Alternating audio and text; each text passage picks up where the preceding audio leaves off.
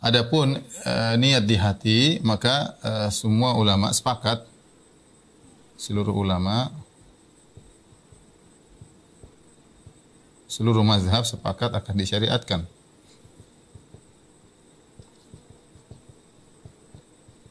Bahkan tidak sah salat tanpa niat. Salat tanpa niat. Adapun melafalkan niat, ya, yaitu di lisan,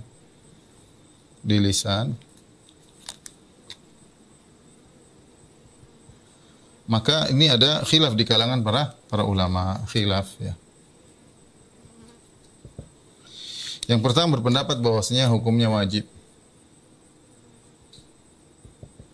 Ini adalah pendapat sebagian Syafi'iyah dan ini pendapat yang keliru, ya. Ini pendapat sebagian ulama Syafi'iyah.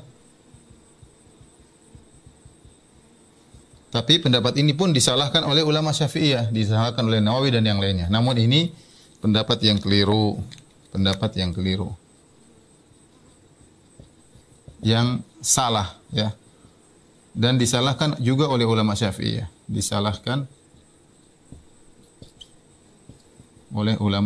seperti Nawawi, sebelumnya juga Syirazi. Jadi tidak ada ulama Syafi'iyah yang mengatakan bahwasanya hukumnya wajib melafalkan niat. Itu kesalahan dan dibantah oleh para ulama Syafi'iyah. Pendapat lain mengatakan ini adalah hukumnya bid'ah, ya. Ini pendapat sebagian ulama Hanabilah, ya.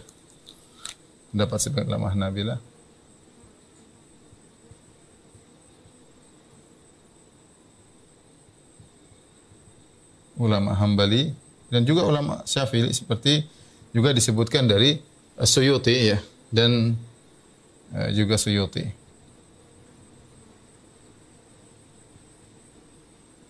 Ya, Suyuti dari mazhab Syafi'i. Pendapat yang ketiga bahwasanya pendapat ini adalah mustahab, ya. Dan inilah yang pendapat ulama Syafi'iyah, terutama mutaakhirin. Ya, terutama mutaakhirin. Belakangan maksudnya. Mutaakhirin. Mereka tahu, jadi kenapa dibilang mustahab? Mereka tahu bahwasanya melafalkan niat itu tidak ada sunnahnya dari Nabi, sama sekali tidak ada. Nabi sholat sekian banyak sholat dengan berbagai macam model sholat wajib, sholat sunnah. Kemudian juga ribuan sahabat yang sholat dengan berbagai macam sholat. Tidak seorang pun dari mereka kemudian mengatakan usolli fardhu dhuhri atau usolli sholat ad-duha misalnya, sunnat ad-duha dan yang lainnya. Mereka tidak pernah melafalkan niat. Tetapi apa tujuan ulama Syafi'iyah ketika mengatakan ini mustahab? Sehingga mereka mentakbir, mereka tidak mengatakan sunnah. Kalau sunnah itu berarti ada dalilnya. Tapi mereka kata mustahab. Mustahab itu artinya disukai, ya. Ya, disukai. Ya. Mereka tahu ini tidak ada dalilnya. Tapi apa tujuannya? Tujuannya, ya. Kenapa mereka mengatakan mustahab? Tujuannya agar memperkokoh, ya. Memperkokoh niat yang ada di hati. Ya. Tujuannya adalah itu, memperkokoh niat yang di hati sehingga mereka lafalkan, ya. Maka kita tahu bahwasanya kalau ada saudara-saudara kita yang kemudian melafalkan niat dengan lafal, maka tidak perlu kita ingkari, ya. Karena ini masalah khilafiyah. Namun kita boleh mentarjih mana pendapat yang lebih kuat, ya. Pendapat yang lebih kuat kita katakan bahwasanya tidak disunnahkan, ya. Tidak disyariatkan.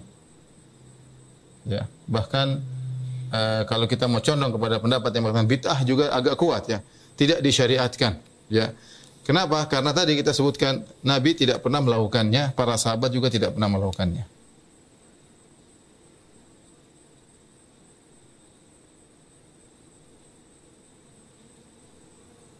Nabi tidak pernah. Para sahabat pun demikian. Para sahabat juga. Kemudian tidak datang dalam satu hadis pun. Bahkan hadis palsu pun tidak ada. Tidak datang dalam hadis pun. Bahkan hadis palsu pun tidak ada.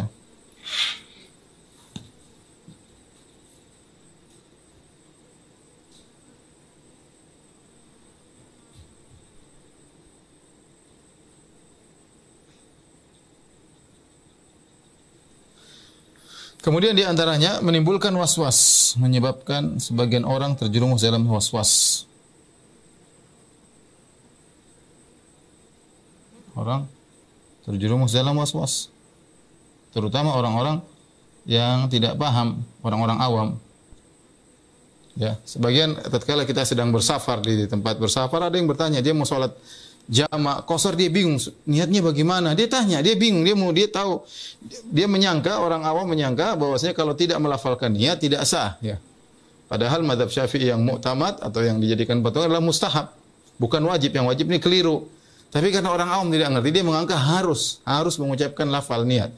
Kalau tidak melafalkan niat tidak boleh sholat. Maka dia bingung ketika dia mau sholat jamak qasar, bingung dia bagaimana cara melafalkannya, ya. Padahal yang benar bahwasanya niat cukup di hati. Oleh karenanya kita katakan pendapat yang benar adalah ini yang benar, tidak disyariatkan. Ini yang benar, bahwasanya melafalkan niat tidak disyariatkan, cukup ada di hati, ya. Lagi pula para ulama sepakat kalau terjadi perbedaan antara lisan dengan hati, mana yang menjadi patokan? Menjadi patokan hati. Misalnya seorang niat sholat duhur, kemudian dia usolli fardul asar, dia salah ngomong, dia bilang aku berniat sholat asar, Allahu Akbar. Ternyata dia sholat duhur, yang jadi patokan lisannya atau hatinya? Yang jadi patokan adalah hatinya, ya. Sehingga dengan ini semua tidak perlu kita melafalkan niat, tidak perlu kita melafalkan niat. Tetapi saya katakan ini masalah khilafiyah. Kalau ada saudara-saudara kita dari mazhab Syafi'i yang kemudian melafalkan ini, kita bilang mereka punya ulama dan mereka punya cara pandang. Tetapi yang perlu saya ingatkan, kalaupun melafalkan niat, ya, perlu diingatkan, ya, kalaupun melafalkan niat, maka tidak perlu keras-keras.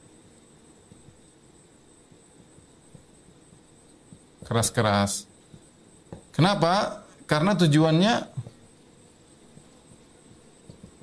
adalah untuk memperkokoh hati,